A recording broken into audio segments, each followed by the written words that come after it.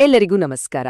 Kantara chapter 1 ಇದು ಕೇವಲ ಒಂದು ಸಿನಿಮಾದ ಹೆಸರಲ್ಲ ಅಲ್ವಾ, ಇಡೀ ಭಾರತೀಯ ಚಿತ್ರರಂಗದಲ್ಲೇ ಒಂದು ದೊಡ್ಡ ಸಂಚಲನವನ್ನೇ ಇದು ಸೃಷ್ಟಿ ಮಾಡಿದೆ. ಹಾಗಾದ್ರೆ ಈ ಸಿನಿಮಾ ಯಾಕೆ ಇಷ್ಟೊಂದು ದೊಡ್ಡ ಮಟ್ಟದಲ್ಲಿ ಸದ್ದು ಮಾಡ್ತಿದೆ? ಇದರ ಹಿಂದೆ ಇರೋ ಆ ಸಾಂಸ್ಕೃತಿಕ, ಸಿನಿಮೀಯ ಮತ್ತೆ ಭಾವನಾತ್ಮಕ ಕಾರಣಗಳಾದ್ರೂ ಏನು? ಬನ್ನಿ, ಇದರ ಬಗ್ಗೆನೇ ಇವತ್ತು ನಾವು ಆಳವಾಗಿ ನೋಡೋಣ. ಥಿಯೇಟರ್ನಿಂದ ಹೊರಬಂದ ಪ್ರತಿಯೊಬ್ಬರ ಮುಖದಲ್ಲೂ ಅದೇ ಭಾವನೆ. ಒಂದು ಶಾಕ್, ಒಂದು ಆಶ್ಚರ್ಯ ಮತ್ತೆ ಒಂದು ತರಹದ ಗೌರವ.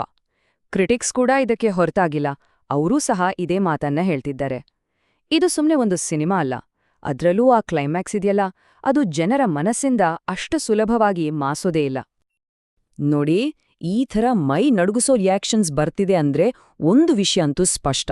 ಕಾಂತಾರ ಅನ್ನೋದು ಕೇವಲ ಕಣ್ಣಿಗೆ ಹಬ್ಬ ಕೊಡುವಂತಹ ಸಿನಿಮಾ ಅಲ್ಲ, ಅದು ಜನರ ಆತ್ಮವನ್ನೇ ಮುಟ್ಟುವ, ಅವರ ನಂಬಿಕೆಗಳ ಬೇರುಗಳನ್ನೇ ಸ್ಪರ್ಶಿಸುವಂಥ ಒಂದು ಅದ್ಭುತ ಅನುಭವ.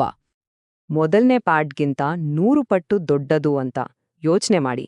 ಈ ಒಂದು ಮಾತೇ ಸಾಕು ಎಕ್ಸ್ಪೆಕ್ಟೇಷನ್ಸ್ ಎಲ್ಲಿದೆ ಅಂತ ತೋರ್ಸೋಕೆ. ಸೊ ಇಷ್ಟೆಲ್ಲ ಹೈಪ್ ಕ್ರಿಯೇಟ್ ಮಾಡಿರೋ ಈ ಸಿನಿಮಾದ ಕತೆ ನಿಜಕ್ಕೂ ಏನು? ಬನ್ನಿ ತಿಳ್ಕೊಳ್ಳೋಣ. ಸರಿ, ಈಗ ಈ ಸಿನಿಮಾದ ಆತ್ಮ ಇರೋ ಕಡೆ ಹೋಗೋಣ ಬನ್ನಿ.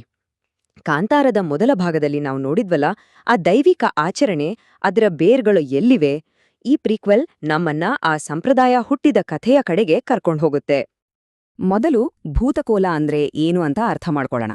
ಇದು ಕರಾವಳಿ ಕರ್ನಾಟಕದ ಒಂದು ವಿಶಿಷ್ಟವಾದ ದೈವಾರಾಧನೆ.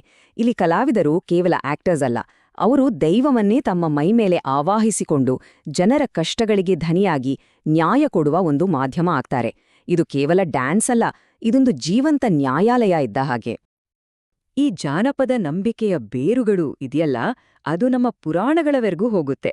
ಕಥೆಯ ಪ್ರಕಾರ ಈ ದೈವಿಕ ಸಂಬಂಧ ಶುರುವಾಗೋದೇ ಶಿವ ಮತ್ತು ವಿಷ್ಣುವಿನಿಂದ.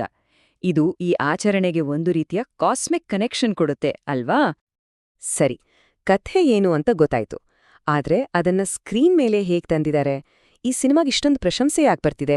ಅದಕ್ಕೆ ಕಾರಣವಾದ ಸಿನಿಮೆಯ ಅಂಶಗಳಾದ್ರೂ ಏನು? ಈಗದನ್ನೇ ನೋಡೋಣ. ವಿಮರ್ಶಕರು ಈ ಸಿನಿಮಾವನ್ನ ಕೊಂಡಾಡೋಕೆ ಕಾರಣಗಳ ಲಿಸ್ಟ್ ತುಂಬಾ ದೊಡ್ಡದಿದೆ. ಮೊದಲನೇದಾಗಿ ರಿಷಬ್ ಶೆಟ್ಟಿಯವರ ನಟನೆ.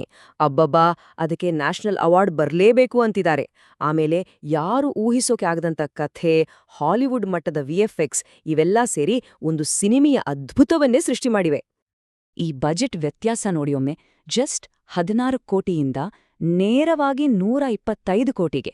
ಇದು ಕೇವಲ ನಂಬರ್ಗಳಲ್ಲ, ಇದು ನಿರ್ಮಾಪಕರ ಒಂದು ದೊಡ್ಡ ಕನಸು ಮತ್ತೆ ಈ ಕಥೆಯ ಮೇಲಿರೋ ಅವರ ನಂಬಿಕೆಗೆ ದೊಡ್ಡ ಸಾಕ್ಷಿ. ಸರಿ, ಈಗ ಸ್ವಲ್ಪ ದೊಡ್ಡ ಚಿತ್ರಣ ನೋಡೋಣ. ಈ ಸಿನಿಮಾದ ಯಶಸ್ಸನ್ನ ಭಾರತೀಯ ಸಿನಿಮಾ ಮತ್ತು ನಮ್ಮ ಸಾಂಸ್ಕೃತಿಕ ಅಸ್ಮಿತೆಯ ಬಗ್ಗೆ ನಡೀತಿರೋ ಒಂದು ದೊಡ್ಡ ಚರ್ಚೆಯ ಭಾಗವಾಗಿ ಹೇಗೆ ನೋಡಲಾಗ್ತಿದೆ? ಈ ಯಶಸ್ಸಿನ ಹಿನ್ನೆಲೆಯಲ್ಲಿ ಒಂದು ಮುಖ್ಯವಾದ ಚರ್ಚೆ ಶುರುವಾಗಿದೆ. ಕೆಲವು ಅನಲಿಸ್ಟ್ಗಳು ಏನಂತಾರೆ ಅಂದ್ರೆ, ಹಾಲಿವುಡ್, ಚೀನೀ ಸಿನಿಮಾ, ಜಾಪನೀಸ್ ಆನಿಮೆ ಎಲ್ಲವೂ ತಮ್ಮ ಸಂಸ್ಕೃತಿಯನ್ನ ಇಡೀ ಜಗತ್ತಿಗೆ ತಲುಪಿಸ್ತಿವೆ. ಆದ್ರೆ ನಮ್ಮ ಬಾಲಿವುಡ್ ತನ್ನದೇ ಆದ ಸಾಂಸ್ಕೃತಿಕ ಬೇರುಗಳನ್ನ ಮರೀತಿದ್ಯಾ ಅನ್ನೋ ಗಂಭೀರ ಪ್ರಶ್ನೆ ಎದ್ದಿದೆ. ಈಗ ಈ ಸ್ಲೈಡ್ ನೋಡಿ, ಇದು ತುಂಬಾ ಇಂಟ್ರೆಸ್ಟಿಂಗ್ ಆಗಿದೆ. ಕಾಂತಾರ ಮಾಡ್ತಿರೋ ಕೆಲ್ಸವನ್ನೇ ಬೇರೆ ದೇಶದ ಸಿನಿಮಾಗಳು ದಶಕಗಳಿಂದ ಮಾಡ್ಕೊಂಡ್ ಬಂದಿವೆ ಅನ್ನೋ ವಾದವನ್ನಿದು ತೋರಿಸುತ್ತೆ. ಅಂದ್ರೆ ತಮ್ಮ ಸ್ಥಳೀಯ ಸಂಸ್ಕೃತಿಯನ್ನ ಒಂದು ಗ್ಲೋಬಲ್ ಬ್ರ್ಯಾಂಡ್ ಆಗಿ ಪರಿವರ್ತಿಸೋದು. ಹಾಗಾದ್ರೆ ಕಾಂತಾರ ಒಂದು ಒನ್ ಟೈಮ್ ವಂಡರ್ ಅಷ್ಟೇನಾ, ಅಥವಾ ಇದು ಇಂಡಿಯನ್ ಸಿನಿಮಾಗೆ ಒಂದು ಹೊಸ ದಾರಿನೇ ತೋರಿಸ್ತಿದ್ಯಾ? ಈ ಸಿನಿಮಾ ಬೇರೆ ಫಿಲ್ಮ್ ಮೇಕರ್ಸ್ಗೆ ಯಾವ ರೀತಿಯ ಬ್ಲೂಪ್ರಿಂಟ್ ಕೊಡ್ತಿದೆ ಅಂತ ನೋಡೋಣ. ಇಲ್ಲೇ ಇದೆ ನೋಡಿ ಅಸಲಿ ಪಾಯಿಂಟ್. ಕಾಂತಾರದ ಯಶಸ್ಸು ನಮಗೆ ಏನ್ ನೆನಪಿಸ್ತಿದೆ ಅಂದ್ರೆ, ಭಾರತ ಅನ್ನೋದು ಕಥೆಗಳ ಒಂದು ಖಜಾನೆ ಇದ್ದ ಹಾಗೆ. ಇಲ್ಲಿ ಸಾವಿರಾರು ಆಚರಣೆಗಳಿವೆ, ನಂಬಿಕೆಗಳಿವೆ.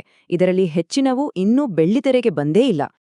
ಉದಾಹರಣೆಗೆ ಕೇರಳದ ತೆಯ್ಯಂ ಇರಬಹುದು, ನಮ್ಮದೇ ಕರ್ನಾಟಕದ ಯಕ್ಷಗಾನ ಇರಬಹುದು, ಅಸ್ಸಾಂನ ದೇವಧಾನಿವರೆಗೆ. ಈ ಲಿಸ್ಟ್ ನೋಡಿ, ಇವು ಕೇವಲ ಹೆಸರುಗಳಲ್ಲ. ಪ್ರತಿಯೊಂದರಲ್ಲೂ ಒಂದು ದೃಶ್ಯ ವೈಭವ, ಒಂದು ಆಧ್ಯಾತ್ಮಿಕ ಶಕ್ತಿ ಮತ್ತೆ ಒಂದು ಅದ್ಭುತ ಕಥೆ ಅಡಗಿದೆ. ಭೂತಕೋಲದ ಹಾಗೆ ಇವು ಕೂಡ ಇಡೀ ಜಗತ್ತನ್ನ ಮಂತ್ರಮುಗ್ಧಗೊಳಿಸೋ ಶಕ್ತಿ ಹೊಂದಿವೆ. ಸೊ ಕೊನೆಗೆ ಉಳಿಯೋ ಪ್ರಶ್ನೆ ಇದೆ, ಕಾಂತಾರ ಅನ್ನೋದು ಗ್ಲೋಬಲ್ ಸ್ಟೇಜ್ ಮೇಲೆ ಕೇವಲ ಒಂದು ಹಿಟ್ ಸಿನಿಮಾ ಆಗಿ ಉಳಿತಾ, ಅಥವಾ ಇದು ತನ್ನ ಬೇರುಗಳಿಗೆ ವಾಪಸ್ ಹೋಗಿ ನಮ್ಮದೇ ಆದ ವಿಶಿಷ್ಟ ಕಥೆಗಳನ್ನ ಹೆಮ್ಮೆಯಿಂದ ಜಗತ್ತಿಗೆ ಹೇಳೋಕೆ ಒಂದು ಹೊಸ ಬ್ಲೂಪ್ರಿಂಟ್ ಆಗುತ್ತಾ? ಈ ಪ್ರಶ್ನೆ ನಿಮ್ಮನ್ನು ಯೋಚನೆಗೆ ಹಚ್ಚಲಿ ಅನ್ನೋದೇ ನಮ್ಮ ಉದ್ದೇಶ.